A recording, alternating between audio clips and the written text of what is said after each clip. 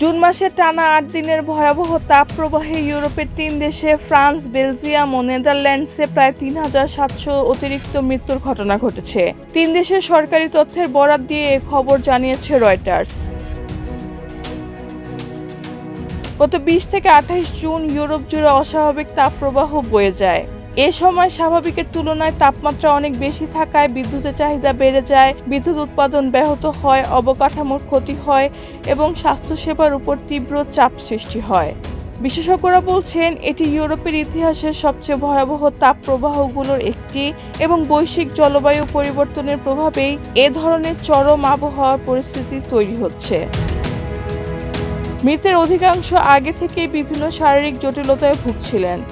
বিশেষজ্ঞদের মতে তাপপ্রবাহ না হলে তাদের অনেকেই আরও কিছুদিন বেঁচে থাকতে পারতেন। সবচেয়ে বেশি অতিরিক্ত মৃত্যুর ঘটনা ঘটেছে ফ্রান্সে। দেশটির স্বাস্থ্যমন্ত্রী স্টেফানি রিস্ট জানান, ৮ দিনের তাপপ্রবাহে সেখানে অতিরিক্ত ২,০২৫ জনের মৃত্যু হয়েছে। তিনি বলেন, বিশেষ করে ৪৫ বছরের বেশি বয়সীদের মৃত্যুর হার উল্লেখযোগ্যভাবে বেড়েছে এবং প্রকৃত মৃত্যুর সংখ্যা সরকারি হিসাবের চেয়েও বেশি হতে পারে।